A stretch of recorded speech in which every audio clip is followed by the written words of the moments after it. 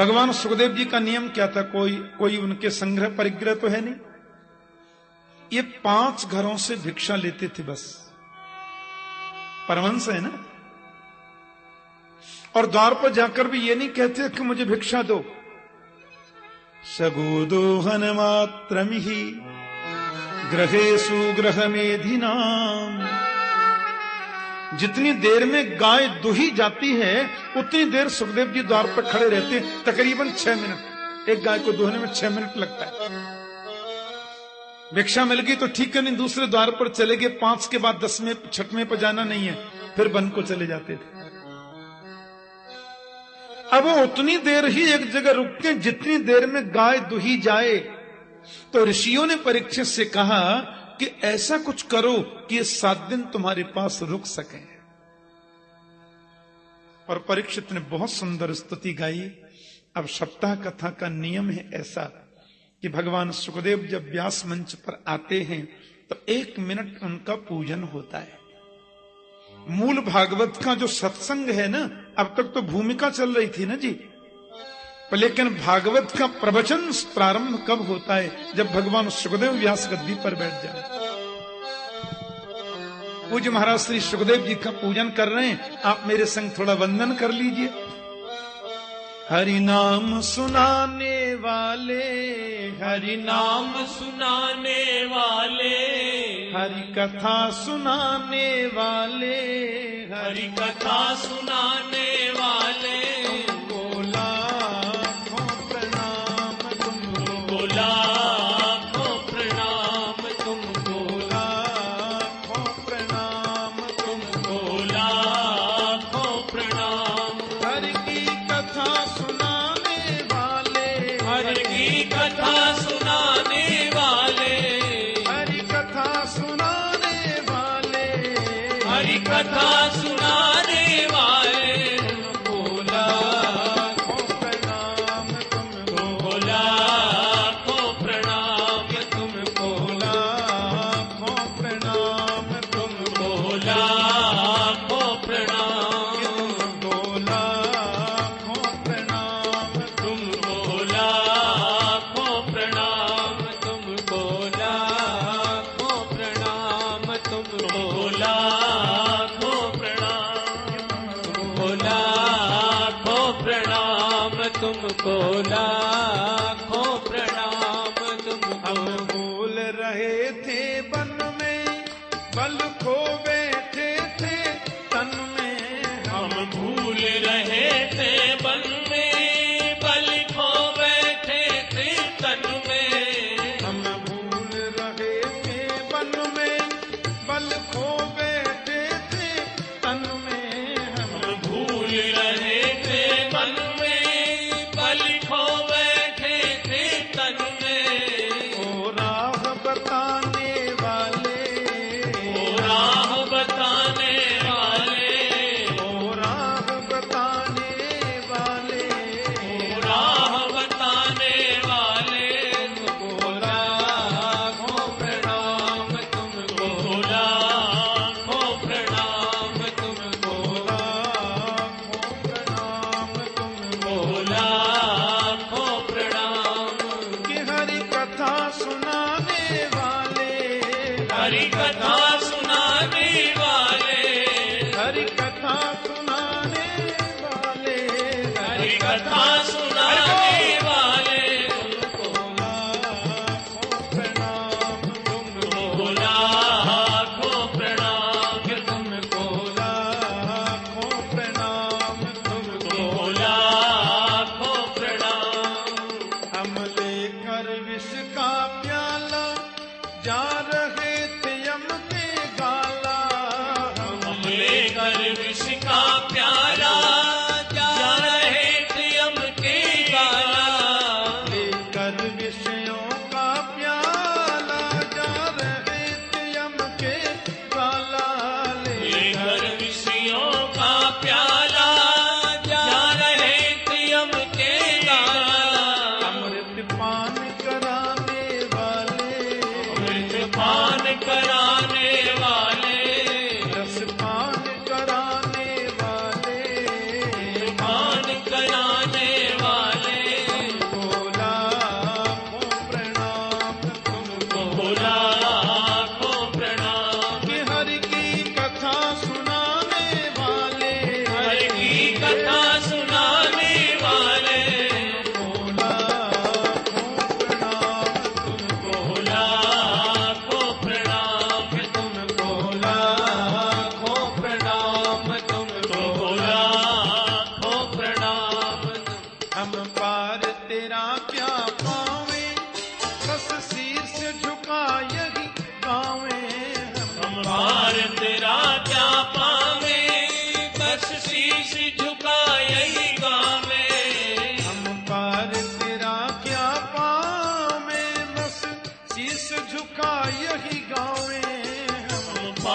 तेरा क्या पावे, बस शीश झुका यही गावे।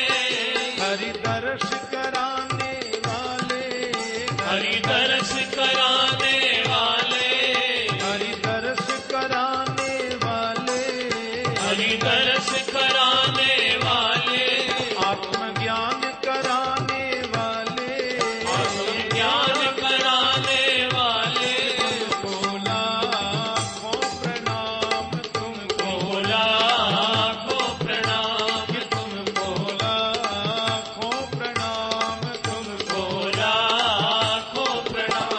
हरि की कथा सुनाने वाले, तुमको लाखों प्रणाम, तुमको लाखों प्रणाम, तुमको लाखों प्रणाम, तुमको लाखों प्रणाम, तुमको लाखों प्रणाम, तुमको लाखों प्रणाम, तुमको लाखों प्रणाम, तुमको लाखों प्रणाम।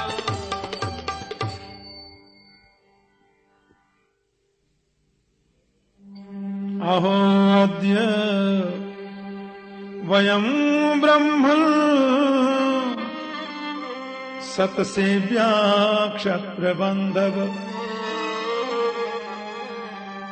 कृपया तिथिरूपेण भवद्भिस्तीर्थका कृता। मेरा बहुत बड़ा सद्भाग्य, मैं किन शब्दों में आपकी महिमा का बखान करूं। आज मेरा कुल पवित्र हो गया, आज मेरा जीवन धन्य हो गया भगवान, जो आप पधारे। ये साम संस्मरणात् पुंसाम सद्य शुद्ध्यन्ति वै गृहा, किम पुनर्दर्शन स्पर्श पाद शौचासनादि भी। राजर्षि परीक्षित कहते हैं, भगवान आप जैसे महापुरुष का तो केवल नामस्मरण भी कर लिया जाए तो भी सभी ग्रह शुद्ध हो जाते हैं। फिर किम पुनर्दर्शन स्पर्श पाद शौचासनादि भी, चरण स्पर्श और दर्शन करने का अवसर मिले, इससे बड़ा सद्भाग्य और क्या है भगवान। मेरा बहुत बड़ा भाग्य है। जितने ऋषि लोग बैठे सबने मेरुदंड सीधा कर लिया और मन में सोचने, अरे परीक्षित तुम्हारी वजह से इस महापुरुष के मुख से हमको भी कथा सुनने को मिलेगी। राजा ने कहा, आप जैसे महापुरुषों का तो समय बड़ा मूल्यवान होता है। मैं व्यर्थ की क्रियाकलापों में, औपचारिकताओं में उसको जाया नहीं करना चाहता, इसलिए भगवान सिर्फ ये बता दीजिए, अतः पृच्छामि संसिद्धिं योगिनां परमं गुरुं पुरुषस्य ह्यत कार्यं म्रियमाणस्य सर्वथा।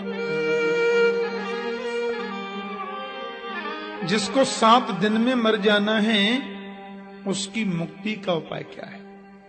अब थोड़ा ध्यान से सुनना, मेरा विशेष निवेदन। लोग तो सब जगह ध्यान से ही सुनते हैं, पर आप ज्यादा ध्यान से सुनना है।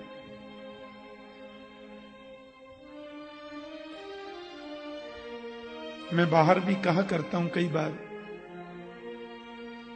कि हमारे वृंदावन जैसे श्रोता कहीं नहीं है। इतनी निष्ठा और इतनी श्रद्धा से सुनते हैं, इच्छा होती है बस सुनाते ही रहें। भगवान सुखदेव से कहते हैं कि जल्दी मरने वाले की मुक्ति का उपाय बताएं,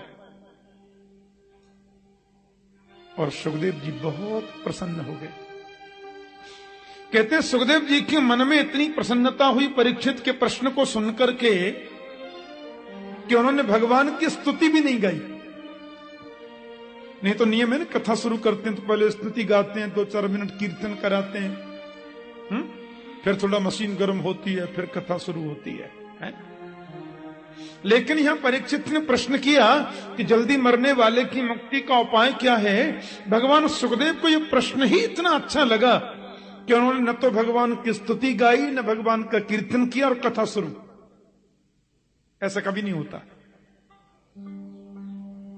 भागवत में कई बार बड़ी विचित्र बात हो गई है। भगवान सुखदेव ने आंखें खोली, ऋषियों की मंडली को देखा, सामने बैठे परीक्षित को देखा और तुरंत बोलना शुरू कर दिया।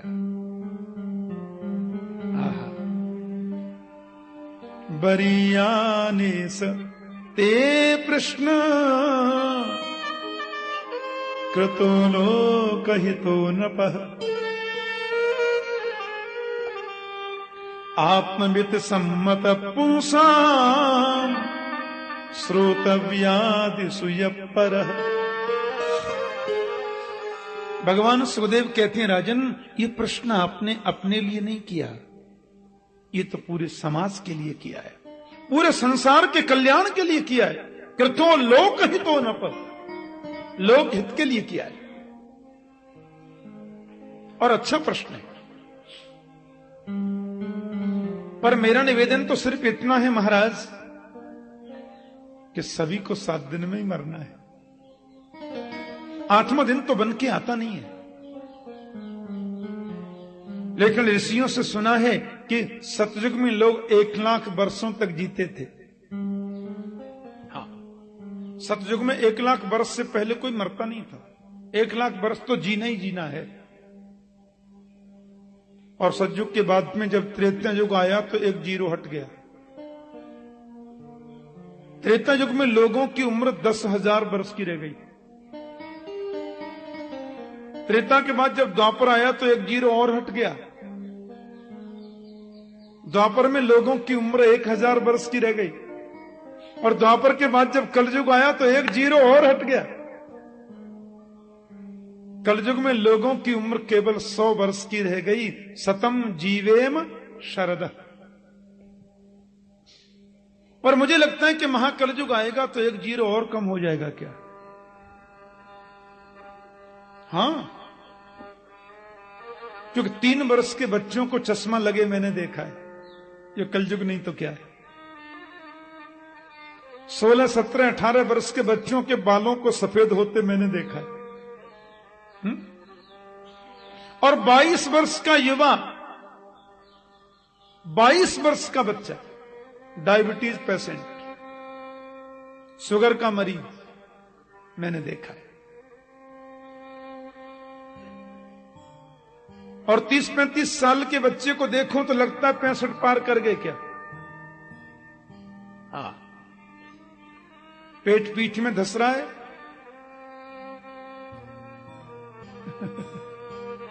कोई थप्पड़ मार के अंगूठी उतार के ले जाओ, दम ही नहीं है। ये कलयुग नहीं तो क्या है। कोई जीता है 100 वर्ष? कौन जीता है?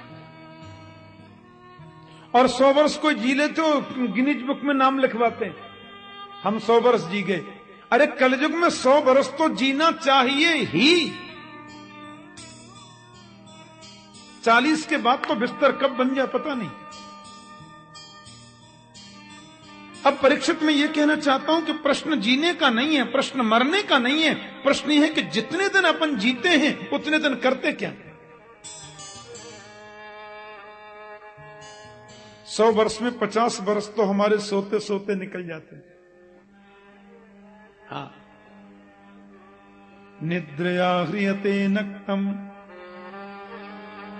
व्यवायेन च बावयः दिवाचार्ते हया राजन् कुटुंब भरणेन वा।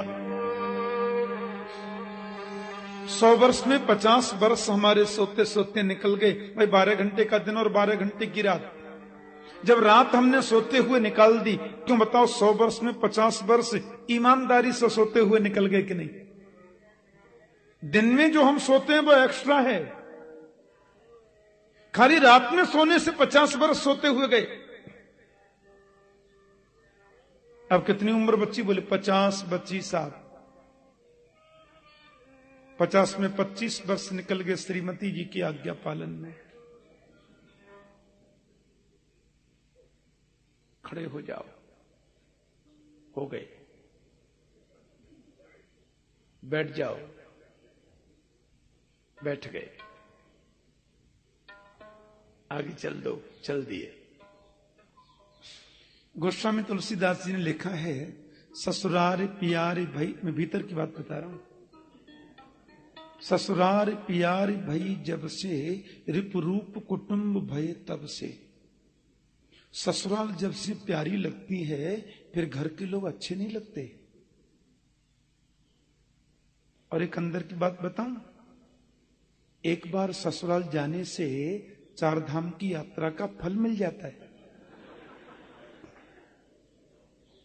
हाँ, हमारे ब्रज में कहें, ससुराल सुख की सार, पर दिना दो 4।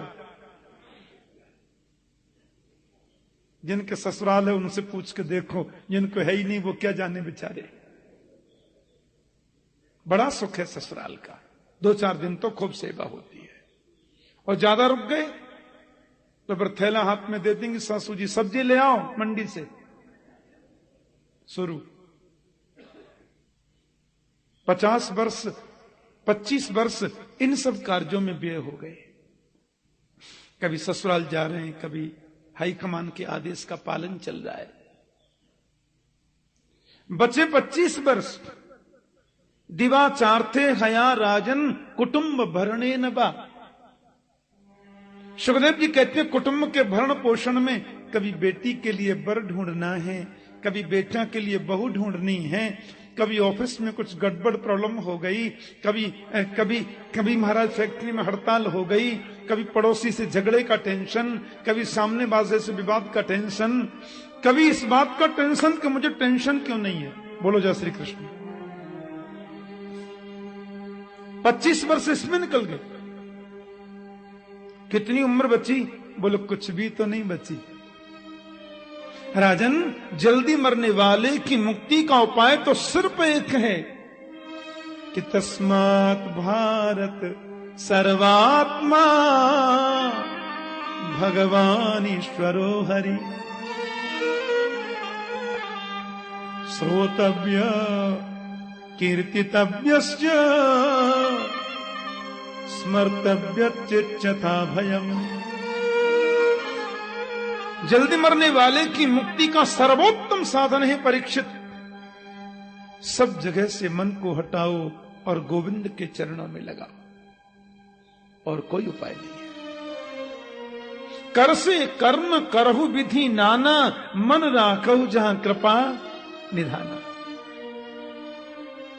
काम करते चलो, नाम जपते चलो, हर समय कृष्ण का ध्यान धरते चलो, काम की वासना को मिटाते चलो, कृष्ण गोविंद गोपाल गाते चलो। प्रत्येक परिस्थिति में शरीर से कोई भी कर्म अपन करते हैं संसार का, मन का कनेक्शन गोविंद से जोड़ के रखो, बस हो गई मुक्ति। राजा बोले यही नहीं होता है, बाकी सब हो सकता है। आपने तो ऐसे बोल दिया गुरुजी, जैसे बड़ा सरल है मन को जोड़ना, ये तो भटकता है। कात्यायनी पीठ के परिसर में हम लोग बड़ी श्रद्धावनत होकर कथा सुन रहे हैं, पर मन तो मुंबई के मरीन ड्राइव पे घूम रहा। बैठे हैं वृंदावन में, मन डोल रहा है आगरा में। क्या करें, महाराज जी की आज्ञा थी, कथा तो सुननी ही है और अब सुननी ही है, पर मुनिम जी से ये बात तो हम कह के नहीं आए, मैनेजर को ये तो हमने समझाया ही नहीं था। शरीर इधर बैठा है और आप आगरे में घूम रहे हैं। ये मन बहुत चंचल है। अमेरिका जाना है तो 18 घंटे आपको लगेंगे कम से कम, लेकिन मन को अमेरिका पहुंचने में आधा सेकंड का टाइम लगता है। बताओ, इतनी तेज चलने वाली कोई चीज है? आधा सेकंड में पहुंच जाता है। बहुत चंचल। अर्जुन भी गीता में यही दुखड़ा रोते हैं, बोले चंचलम ही मन कृष्ण प्रमाथी बलवदृढ़। ये मन बड़ा चंचल है, ये बड़ा प्रमाथी है, बड़ा अदृढ़ है, इसमें दृढ़ता नहीं है। और कैसा है? तो अर्जुन कहते हैं वायोरिव सुदुष्करम, जैसे वायु को मुट्ठी में बंद करना किसी के बस की बात नहीं, वैसे मन भी बस में होता नहीं। और आप कहते हो मन भगवान में लगाओ, कैसे लगाएं?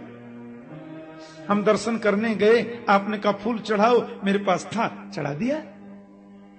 अजी भोग चढ़ाओ, मिठाई थी, चढ़ा दी। वस्त्रोपवस्त्रम समर्पयामी, वस्त्र था, वस्त्र चढ़ा दिया। आपने कहा भगवान को मन चढ़ाओ, वो कैसे चढ़ाएं? वो तो मेरे बस में नहीं है। भगवान में मन लगे कैसे गुरु जी, पहले ये बताओ ना, ये मन वश में कैसे हो?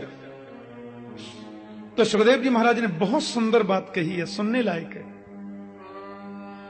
बोले मन को वश में करना है तो 4 बातों का ध्यान रखना होगा राजन।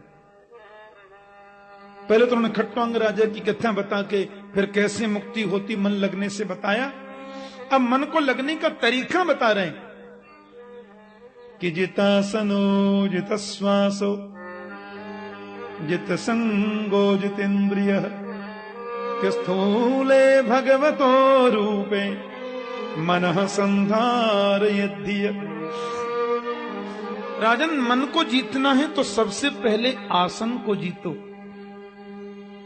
एक आसन से बैठने का प्रयास करो, सुख आसन से बैठो, उसको बोलते हैं जितासन, आसन जीतना। दूसरी बात है जित श्वास हो। हर व्यक्ति को रोज प्राणायाम करना चाहिए।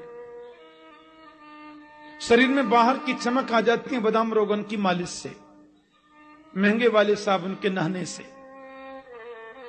लेकिन अंदर की जो मजबूती है वो मिलेगी कहां से? इसमें जो गंदगी भरी है उसकी सफाई का प्रयास तो हम कुछ करते ही नहीं। इसलिए कहते हैं हर व्यक्ति को नित्य प्राणायाम करना चाहिए। एक नासा छिद्र को रोककर दूसरे से श्वास को चढ़ाना, फिर दोनों को रोककर श्वास को रोकने का प्रयास करना, फिर पहले से धीरे धीरे श्वास नीचे उतारना, यह पूरा कुम्भक रेचक प्राणायाम की पद्धति है। और ऐसा करने से व्यक्ति अपने श्वास पर विजय प्राप्त करता है। इसलिए रोज प्राणायाम करो। आज किसी भी आदमी से बात करो, बड़ी हंसी आती है। सुनिए, बात मत करो, बहुत टेंशन है। छोटे बच्चे से भी बात करते हैं ना, बात मत करिए, बड़ा टेंशन है हमको। ये टेंशन का भूत ऐसा बैठ गया बड़े बूढ़े जवान बच्चे सब में, और इसका मतलब है हम अंदर से कमजोर हो गए, हम अंदर से खोखले हो गए। अंदर की जो मजबूती हमें मिलती है वो प्राणायाम के द्वारा मिलती है। इसलिए रोज प्राणायाम करना चाहिए। प्राणायाम करने से भी मन एकाग्रता की ओर बढ़ता है। और तीसरी बात है जित संगो, संग जीतो, क्योंकि संसर्ग जा दोष गुणा भवंती, व्यक्ति में दोष भी आएंगे संग से और गुण भी आते हैं संग से। एक सेठ जी थे, बड़े सज्जन, बड़े भक्त बिचारे, भारत में किसी नगर में रहते। बच्चे लोग विदेश में काम वाम करते, तो बच्चों ने कहा बाबूजी आप वृद्ध हो गए, अब हमारे पास चलो। उनको भी विदेश ले गए। पर वो विदेश एक शर्त पर गए कि मुझे हर साल 2 महीने के लिए भारत भेजना पड़ेगा। भेजेंगे? बेचारे साल भर में 2 महीने के लिए भारत में आते। बड़ा सुंदर नगर था, पास में सुंदर सुरम्य बगीचा, जंगल, घूमने जाते। सवेरे घूमना चाहिए। सवेरे घूमने से वायु में अमृत कण होते हैं और वो आपके स्वास्थ्य के लिए बहुत लाभप्रद होते हैं। अब 4:30 बजे बेचारे सेठ जी घूमने के लिए गए। 4-5 किलोमीटर गए होंगे, सो वहां एक भीलों की नगरी बस गई थी। वृक्ष के ऊपर तोता बैठा था और सेठ जी को देखती महाराज तोता ने जोर जोर से कहना शुरू कर दिया, मारो काटो लूटो आया, बहुत पैसे वाला है, बहुत धनी है, बहुत धनी है। सो सब लोग आए और डंडा 2-4 मार के उनकी अंगूठी उतार ली, उनकी जंजीर उतार ली। सेठ जी बोले कैसे लोग हैं खामा मुझे लूट लिया। दूसरे दिन उनको विदेश जाना था, चले गए। अगली साल फिर अपने देश में आए, घूमने की आदत। सवेरे 4:30 बजे घूमने चले, बोले उधर नहीं जाऊंगा, इधर तो भीड़ रहता है, 1.5 वर्ष पहले मुझे लूट लिया था, आज इधर चलते हैं। हमारे तो दूसरी दिशा में गए, 4-5 किलोमीटर पहुंचे होंगे कि वहां सुंदर श्रम संतों का आश्रम था, ऋषि आश्रम। और ऋषि आश्रम में भी वृक्ष की डाली पर एक तोता बैठा था। सेठ जी को देखती इतने मीठे स्वर में बोला, स्वागतम सुस्वागतम, अतिथि देवो भव, पधारिए श्रीमान, हमारे आश्रम का जल बहुत मीठा है, आपको जलपान तो करना ही पड़ेगा। थोड़ी देर में गुरु महाराज का सत्संग होगा, आप कथा जरूर सुनना। फिर मंदिर में प्रभु का दर्शन खुलेगा, श्रृंगार आरती करके जाना। क्यों श्रृंगार आरती ही क्यों करें, आप इधर ही नाश्ता करें तो इधर ही भोजन पाइए, फिर विश्राम करके आप कल जाना अपने गांव। इतनी मीठी आवाज में तोता ने उनको ढेर सारी शुभकामनाएं दे डाली। सेठ जी की आंखों में आंसू आ गए।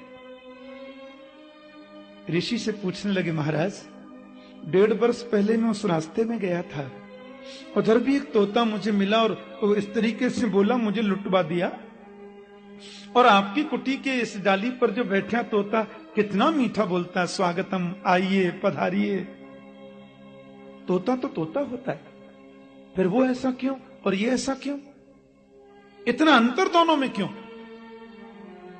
महात्मा जी बोले, हम क्यों बताएं, तोते से ही पूछ लो ना।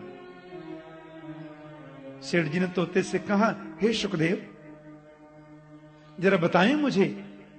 हाँ मैं सब सुन रहा हूं, आपने गुरु महाराज से जो पूछा। देखो लाला जी, 1.5 वर्ष पहले मैं भीलों की नगरी में ही रहता था, और वो तोता मैं ही था जिसने आपको लुटवाया। कि भीलों के साथ में रहना में किसी को भी लूट देना, किसी को भी अपशब्द बोलना, किसी की भी निंदा करना, ये सब उन लोगों की प्रवृत्ति बन गई थी। अब मैं उधर रहता, दिन रात यही देखता, देखते देखते मेरे विचार भी वैसे बन गए। मेरा सद्भाग्य जगा। एक दिन संतों की मंडली उधर से निकलकर आ रही थी महाराज, तो संत मंडली के साथ में मेरा भाग्य जगा और मैं इधर आ गया।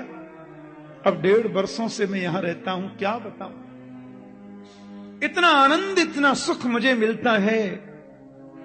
प्रातः 4 बजे से सायं तक यहां वेदध्वनि होती है, शास्त्रों का चर्चा चलती है, पाठ होता है। मैं बहुत बड़ा भाग्यवान हूं महाराज।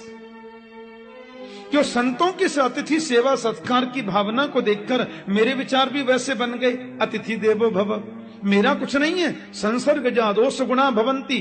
व्यक्ति में संग भी आता है, संग से ही आता है गुण और संग से ही आते हैं दोष। इसलिए जित संगो, अच्छा संग करो। और चौथी बात है जितेंद्रिय, इंद्रियों को जीतो। देखना इंद्रियों के न घोड़े भगे, देखना इंद्रियों के न घोड़े भगे, देखना इंद्रियों के न घोड़े भगे, देखना इंद्रियों के न घोड़े भगे, उनमें हरदम ये संयम के कोड़े लगे, उनमें हरदम ये संयम के कोड़े लगे। अपने रब को सुमारग लगाते चलो, अपने रथ को सुमारग लगाते चलो, अपने रथ को सुमारग लगाते चलो, अपने रथ को सुमारग लगाते चलो। कृष्ण गोविंद गोपाल गाते चलो, कृष्ण गोविंद गोपाल गाते चलो। याद आएगी उनको कभी ना कभी, याद आएगी उनको कभी ना कभी, कृष्ण दर्शन तो देंगे कभी ना कभी, कृष्ण दर्शन तो देंगे कभी ना कभी। ऐसा विश्वास मन में जमाते चलो, ऐसा विश्वास मन में जमाते चलो। कृष्ण गोविंद गोपाल गाते चलो, कृष्ण गोविंद गोपाल गाते चलो। तो चौथी बात है इंद्रियों को जीतना। ये चार हम धीरे धीरे कर पाएंगे तो मन एकाग्र होगा। इन चारों से भी पहली बात जो मैं समझता हूं परीक्षित, वो है प्रातः जल्दी उठना। सवेरे 4 बजे से 5:30 बजे तक का जो टाइम है ना, उसको बोलते हैं ब्रह्म मुहूर्त, अमृत वेला। उस समय हमें उठ जाना चाहिए। 4 बजे उठ जामें और सूर्य निकलने से पहले पहले तो स्नान कर लें। वैसे तो उठते ही सबसे पहले अपने हाथों को देखना चाहिए। कराग्रे बसते लक्ष्मी, कर मध्य सरस्वती, करमूले तु गोविंद, प्रभाते कर दर्शनम। बड़ा सुंदर श्लोक है। कराग्रे बसते लक्ष्मी, यानी कर के अग्रभाग में ही लक्ष्मी का वास है। हम कर्म करेंगे तो लक्ष्मी प्राप्त होगी, और कर से ही कर्म होता है। फिर लिखा है कर मध्य सरस्वती, कर के मध्य में सरस्वती का वास है। माने कर्म के पथ पर आगे चलेंगे तो सरस्वती माने ज्ञान भी हमें प्राप्त होगा कर्म के द्वारा। और करमूले तो गोविंद, कर्म करते करते करते करते यदि कर्म में निष्कामता आ जाए तो गोविंद को भी हम प्राप्त कर सकते हैं। कर्म के द्वारा भगवान को भी पा सकते हैं। इसलिए प्रभाते कर दर्शनम, प्रभात में कर दर्शन करो। करते हैं कर दर्शन प्रभात में। मैंने कई लोगों को देखा, सवेरे उठते हैं ना तो चादर में से मुंह बाद में निकालते हैं, अंदर से ही चिल्लाते हैं चाय बन गई क्या। मुखड़ा बाद में निकलेगा, पहले कंफर्म कर रहे हैं। और धर्मपत्नी जी जब चाय का प्याला लेकर के आती, हां बन गई अब उठो, तब श्रीमान जी अपने मुखार बिंद को चदरिया से निकालते हैं और प्रभाते कप दर्शनम, बोलो जय श्री कृष्ण। कप दर्शन, लेकिन प्रभाते कर दर्शनम कितनी शुद्ध पद्धति ऋषियों ने बनाई। समुद्र वसने देवी पर्वतस्तन मंडले, विष्णु पत्नी नमस्तुभ्यम पाद स्पर्शम क्षमस्व। हे माता मुझे क्षमा करना, मैं कर्म करने के लिए आपके ऊपर पैर रखने पर विवश हूं, कृपया क्षमा करें। ये भावना है। फिर हम कर्म में प्रवृत्त हो जाएं और स्नानादि से निवृत्त होकर इन 4 बातों का ध्यान रखें। आसन जीतना, प्राणायाम के द्वारा श्वास जीतना, अच्छे पुरुषों का संग करके संग जीतना, और फिर इंद्रियों पर विजय प्राप्त करना, जितेंद्रिय। फिर एकांत में बैठकर के स्थूल रूप से परमात्मा का चिंतन करें, और चिंतन करते करते करते करते करते मन एकाग्र हो जाएगा। बस सीधी सी बात है राजन, चिंतन को बढ़ाओ और चिंता को मिटाओ। हमारे सामने समस्या क्या है? चिंता हम छोड़ते नहीं, चिंतन कभी करते नहीं। चिंता को त्यागो और चिंतन को बढ़ाओ तो मुरलीधर दूर नहीं है। चिंता संसार की होती है, चिंतन गोविंद का होता है। सुनकर के परीक्षित को अच्छा लगा, लेकिन प्रभु किसके प्रति आस्था ज्यादा रखें यह भी बताएं। ये प्रसंग हम लोग 3 बजे से बड़ी श्रद्धा से सुनेंगे। आज सायंकाल बहुत सुंदर प्रसंग है, चतुश्लोकी भागवत विदुर कथा, और आज कपिल देवभूति संवाद का व्याख्यान करेंगे भगवान सुखदेव जी। सब लोग 2:45 बजे समय से आएंगे। बोले बाल कृष्ण लाल की जय, श्रीमद् भागवत महापुराण की जय, सद्गुरुदेव महाराज की श्री श्री कात्यायनी माता की की जय। जय श्री राधे।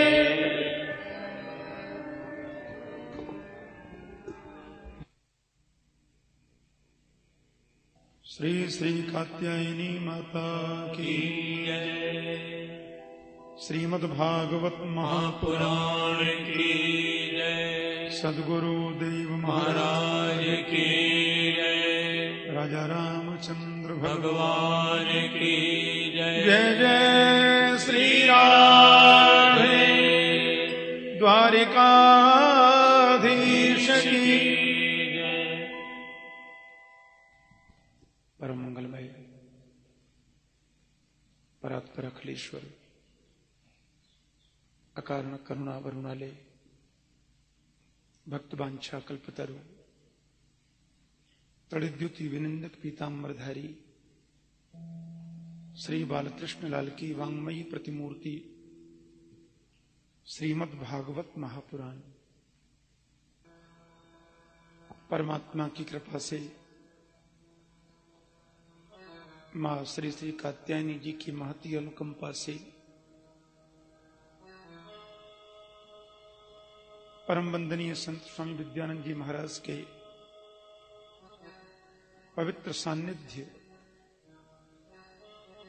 और आप सब भक्तों की उपस्थिति में भागवत ज्ञान यज्ञ सप्ताह कथा में प्रातःकालीन सत्र में हम लोग भगवान सुखदेव जी के द्वारा राजर्षि परीक्षित को दिए गए अमृतोपदेश का अंश श्रवण कर रहे थे। हम उसी पवित्र स्थान पर चलें जहां संतों की मंडली के मध्य परम वीतराग संत शिरोमणि श्री सुखदेव स्वामी राजर्षि परीक्षित को लक्ष्य करके मानो संपूर्ण मानव जगत को उपदेश कर रहे हैं।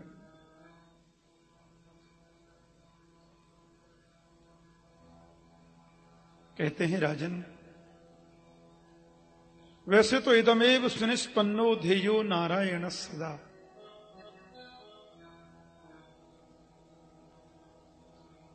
परमात्मा अनेक रूपों में है, लेकिन सबका मूल तो परात्पर नारायण है, क्योंकि सृष्टि के आदि मध्यांत में वही है और सब में समाया है।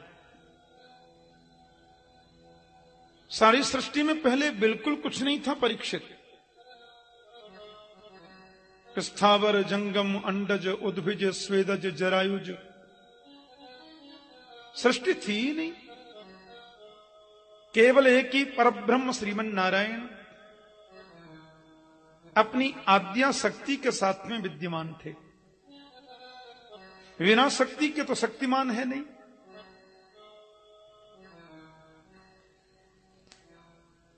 एक ही तत्व में समाहित थे। वेद में लिखा है स अकामयत एकोहम बहुश्याम। उनके मन में इच्छा हुई कि मैं एक से बहुत हो जाऊं, तो उनके नाभि से सुंदर कमलोत्पन्न हुआ और परीक्षित उसी कमल पर विधाता प्रकट हुए ब्रह्मा। चारों दिशाओं में देखने की सामर्थ्य उनको दी प्रभु ने। चतुर्दिश में चतुर्मुखार बिंदु, दशों दिशाओं में देखने की उनको शक्ति दे दी।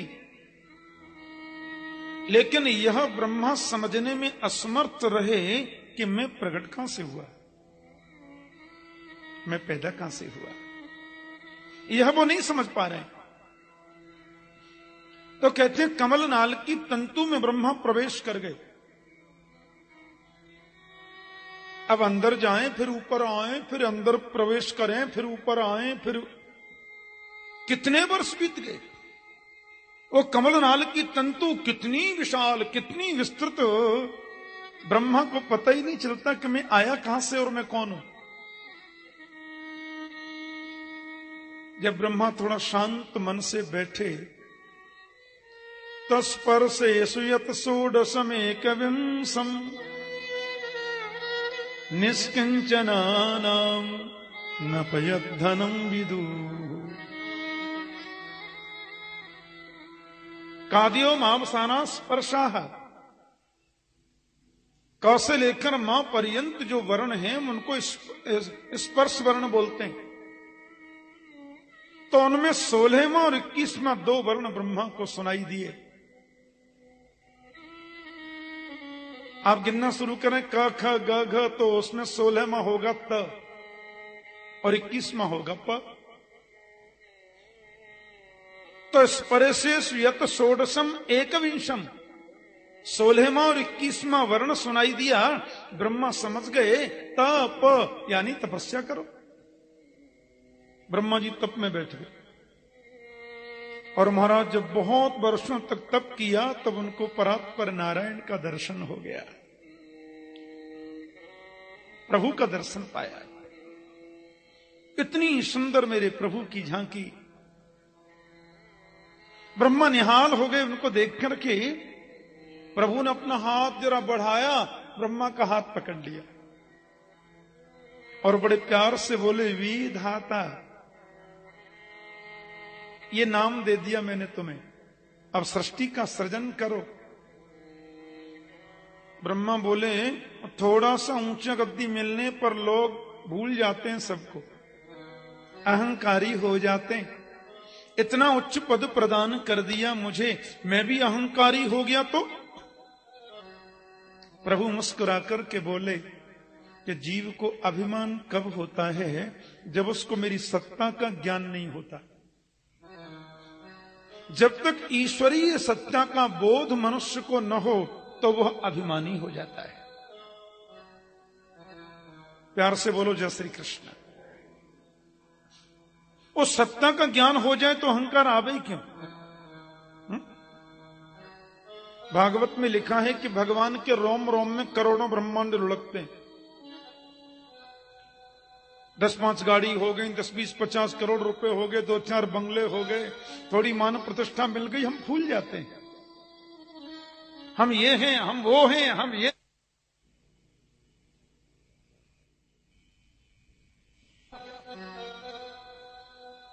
क्योंकि भगवान को हमने समझा नहीं, इसलिए हम अहंकारी हो गए। तो भागवत में वर्णन है कि परमात्मा के रोम रोम में करोड़ों ब्रह्मांड लुढ़कते हैं। ध्यान देना, मनुष्य के शरीर में, एक शरीर में 3.5 करोड़ रोमे होते हैं। तो भगवान के विग्रह में भी 3.5 करोड़ रोमे तो होंगे, और एक रोम में करोड़ों ब्रह्मांड लुढ़कते हैं। आप जरा सोचना, थोड़ा चिंतन करना। जिसके एक रोम में करोड़ों ब्रह्मांड हैं, उसमें ढूंढने में हजारों बरस तो हमें तब लग जाएंगे कि हमारा ब्रह्मांड कौन सा है। और अपना ब्रह्मांड मान लो मिल भी गया तो हमारे ब्रह्मांड में फिर 14 लोक है, और 14 लोकों में फिर मुख्य 3 लोक है, और 3 लोकों में फिर मुख्य 1 लोक है, मृत्युलोक। मृत्युलोक में फिर 7 द्वीप हैं, 7 द्वीपों में फिर एक जम्बूद्वीप है, और जम्बूद्वीप में फिर 9 वर्ष हैं, और 9 वर्षों में फिर एक भारतवर्ष है। भारतवर्ष में फिर ये उत्तर प्रदेश है, उत्तर प्रदेश में फिर हमारा ब्रजमंडल 84 कोस का ब्रजमंडल प्रदेश है, और ब्रजमंडल की राजधानी श्रीधाम वृंदावन है। वृंदावन में फिर कात्यायनी पीठ का यह पवित्र प्रांगण परिसर है, और उस पवित्र प्रांगण में 1.5 बाई 1.5 फीट के आसन पर हम बैठे हुए हैं। तो जिस परमात्मा के रोम में करोड़ों ब्रह्मांड लुढ़कते रहते हैं, उसमें हम कहीं दिखाई देंगे? फिर काय का अभिमान? फिर क्यों फूलते हैं? हम ये हैं, हम वो हैं, हम ये हैं। हम तो कुछ भी नहीं है। तो मैं तुम्हें बताना चाहता हूं ब्रह्मा, ये भागवत का उपदेश प्रभु ने सबसे पहले ब्रह्मा को दिया था, वही बता रहे कि अहमेवा समेवाग्रे नान्यत यद सत्परम पश्चादहम यदे तच्च यो वशिष्येत सोस्म्यहम। सारी दुनिया में सबसे पहले केवल मैं था। दुनिया के बनने के बाद भी नाम रूप बदल गए, लेकिन हूं सब में मैं ही। और दुनिया के संपन्न हो जाने पर जो बचता है वो केवल मैं ही होता हूं, वह केवल मैं ही हुआ करता हूं। 1 किलो सोने की ईंट आपने दी, लो ठाकुर जी 1 किलो सोना। अरे मैंने कहा भैया बहुत बढ़िया चमक रहा है सोना। अब वो सोने के मैंने किए 50 टुकड़े, एक टुकड़े का हार बनवाया, एक टुकड़े का मैंने सुंदर करधनी बनवाई, एक टुकड़े के कुंडल बनवाए, तो नथनिया बनवाई, तो बाजूबंद बनवाए। अब देखो नाम अलग अलग हो गया ना, अलग अलग नाम है।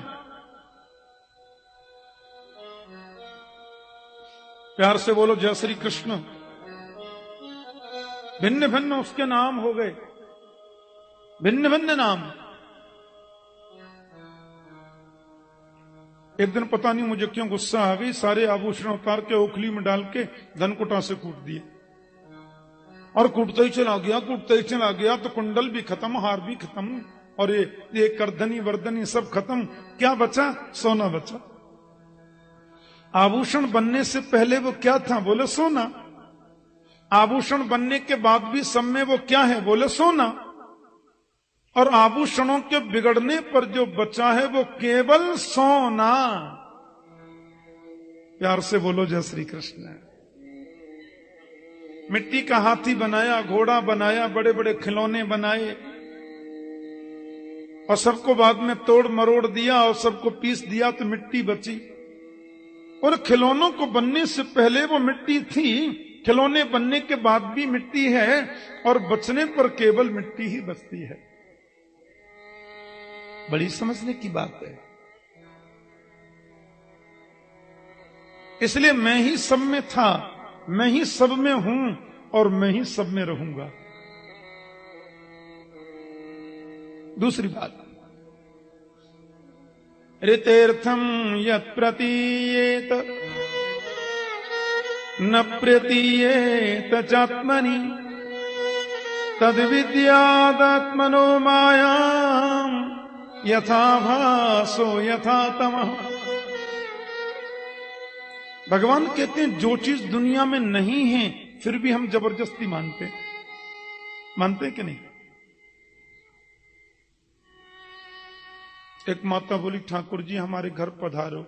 मैंने कहा टाइम नहीं है, कल आना। दूसरे दिन आई, बोले घर चलना है महाराज, मैंने सबको निमंत्रण दे रखा है।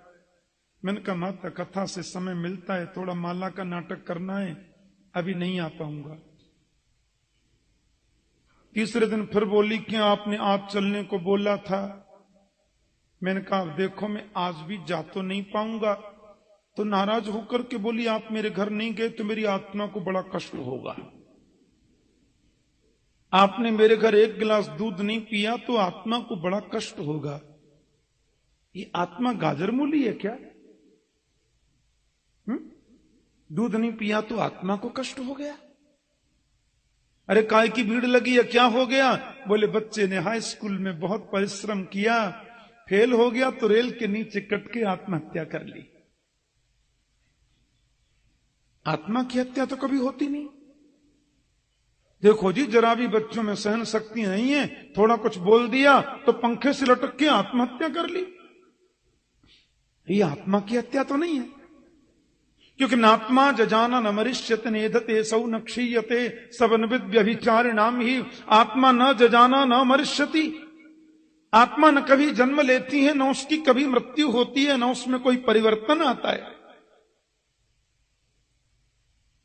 फिर जरा सा दूध नहीं पिया तो आत्मा को कष्ट हो गया, कोई पंखे में लटक के मर गया तो आत्महत्या कर ली।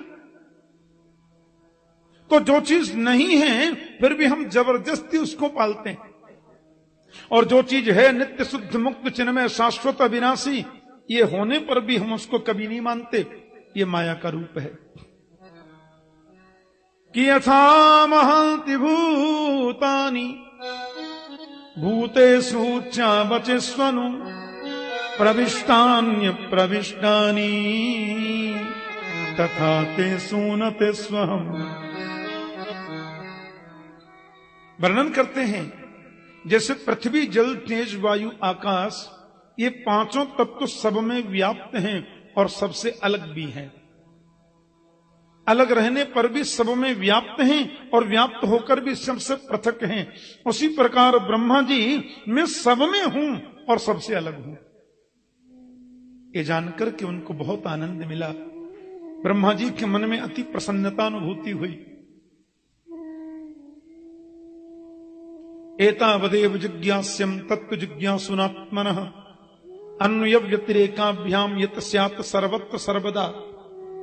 आत्मा के तत्व के जिज्ञासु को बस यही समझना पर्याप्त है कि अन्वय व्यतिरेक से जो सर्वथा परे है, सर्वथा विद्यमान है, उसी को हम आत्मा कहते हैं।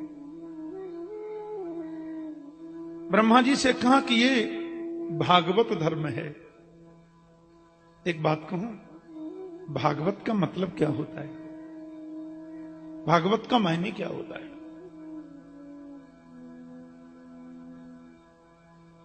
जो भगवान का है वो भागवत है। भगवान का जिसके सामने लग गया बस वो भागवत है। भगवान का जो भक्त है वो भागवत है। भगवान का जो मंदिर है वो भागवत है।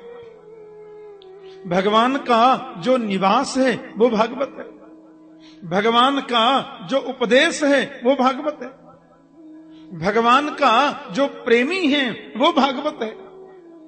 भगवान का जो जिसके सामने का लग जाए बस खत्म बात। हाँ, और जिसके सामने भगवान का लग गया उसकी कोई बिरादरी है कुछ फर्क पड़ता नहीं है, वो तो भगवान का हो गया। यदि हम ये मानने लगें कि भगवान 5 बार नहाने वालों को मिलते हैं, कभी कभी प्रश्न उठता है भगवान जल्दी किसको मिलते होंगे? जो 5 बार नहाता है। सवेरे 4:30 बजे नहाओ, फिर 8:30 बजे नहाओ, फिर 12:30 बजे नहा लो, शाम 5 बजे और नहा लो, सोते सोते एक बार और नहा लो। 5 बार नहाने वालों को भगवान मिलता है। बोले जिन भीलों को राम ने गले से लगाया वो जाड़े के दिन में नहाते ही नहीं थे। अब कर लो बात। भीलों को राम जी ने गले से लगाया। कौन भील? अस हमार प्रभु बड़ सेवकाई, लेकिन बासन बसन चुराई। खुला बोल दिया, हमारी सबसे बड़ी सेवा यही है कि सोटा लोटा आपका छुड़ाया नहीं है। उनको राम गले लगाते हैं, नहाने का तो मतलब ही नहीं। तो ये तो कंफर्म हो गया कि केवल 5 बार नहाने वाले को गोविंद मिलेंगे, ये जरूरी नहीं है। बोले नहाना धोना नहीं देखते होंगे, उम्र तो देखते ही होंगे, ऐसे थोड़ी मिल जाएंगे। पहले पूरे बाल सफेद होने चाहिए। 85 तक जब पहुंचोगे तो भगवान मिलने की सोचेंगे। 85 वर्ष हो गए जबते जबते, अब चलो मिलते हैं। लंबी उम्र वाले को मिलते होंगे। बोले ध्रुवस्य च वयो। बताओ ध्रुव जी की उम्र क्या थी? 5-7 वर्ष की उम्र में इस बच्चे ने भगवान को पा लिया। ध्रुव सगलान जपेऊ हरि नाऊ, पावा अचल अनुपम ठाऊ। अब देख लो उसको मिल गए। हाँ ठीक है, उम्र नहीं देखते होंगे, डिग्री जरूर देखते होंगे। महाराज जी उसको दर्शन देना है, एजुकेशन क्या है पूछ के आओ। AA PhD किया है, डीलिट है कि डॉक्टर है कि MBA है, क्या है? बोले वो तो बिल्कुल नहीं पढ़ा है। भगवान ये सब नहीं पूछते। यदि पढ़े लिखे को मिले ये समझा जाए तो गजराज कितना पढ़ा था? ग्रह ने जब पैर पकड़ लिया तो गजराज ने गोविंद कहा। सुनो, गो कहते ही भगवान आगे, बिंद तो बाद में बोला। बिंद तो बोल ही नहीं पाए, तब तक तो रक्षा हो गई। पहुंचे आधे नाम, सुनेरी मैंने निर्बल के बलराम, आधा नाम बोलते ही पहुंच गए। ठीक है, नहीं देखते होंगे पढ़ा लिखा, कम से कम ऊंचे कुल में तो जन्म लेना चाहिए। ठीक है, पंडित नहीं है तो क्षत्रिय वैश्य तो कम से कम होना चाहिए। ऊंची बिरादरी में जन्म नहीं लोगे तो भगवान नहीं मिलते। हाँ, अरे राम राम, ये बिल्कुल नहीं है भाई जी, ऐसी बात नहीं है। यदि ऐसा होता तो काजातिरि विदुरस्य यादव पते रुग्रस्य किम पौरुषम। बताओ विदुर जी की जाति क्या थी, विदुर जी की बिरादरी क्या थी? महात्मा विदुर तो दासी के पुत्र थे, लेकिन विदुर के घर मेरे गोविंद पधारे। विदुर जी को कितना सम्मान दिया, कितना आदर दिया, कितना स्नेह दिया मेरे प्रभु ने विदुर को। आप विचार करें। यदा तु राजा स्वसुतानुसाधुन पुष्णन्न धर्मेण विनष्ट दृष्टि, ऐसा लिखा है। सुखदेव जी कहते हैं कि धृतराष्ट्र की अंदर की बाहर की नजर तो थी नहीं, लेकिन अंदर की नजरों को खत्म कर दिया था साले जी ने। हमारे ब्रज में कहते हैं दीवारे बिगारे आरो और घरे बिगारे सारो। बोलो जय श्री कृष्ण। ऐसी किंवदंती है। हाँ, दीवार में अलमारियां ज्यादा निकालोगे तो गड़बड़ी हो जाएगी, कमजोर हो जाएगी दीवार। घर में साले जी की सलाह मशवरा ज्यादा लोगे तो फिर राधे राधे है। और धृतराष्ट्र के यहां तो बिना शकुनी मामा की कुछ होता ही नहीं। तो बाहर की दृष्टि भगवान ने नहीं दी, अंदर की दृष्टि साले जी ने खत्म कर दी। ऐसी स्थिति बन गई। विदुर को बहुत दुख हुआ जब यह सुना विदुर ने कि लाक्षा भवन में पांडवों को जलाने का षड्यंत्र हो रहा है। महात्मा विदुर जी पहुंच गए धृतराष्ट्र के पास में, बोले राजन, अन्याय की बेल पर कभी अमृत का फल नहीं आता, अन्याय से बचना चाहिए। और नीति यह कहती है एक नगर को त्याग देने से राष्ट्र की रक्षा होती है, तो नगर छोड़ना चाहिए। एक गांव को त्याग देने से पूरे प्रांत की रक्षा होती है, तो ग्राम त्याग देना चाहिए। एक घर को त्याग देने से पूरे नगर की सुरक्षा हो सकती है, तो घर को छोड़ो। खानदान में एक व्यक्ति को त्याग देने से पूरे खानदान की सुरक्षा हो सकती है, तो उसको जरूर छोड़ना चाहिए। क्षमा करना, आपके कुल में दुर्योधन कलंक बनकर के आया है,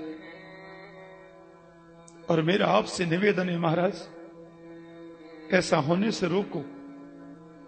पांडव कमजोर नहीं है, लेकिन वो धर्म पर चलने वाले नीतिज्ञ हैं।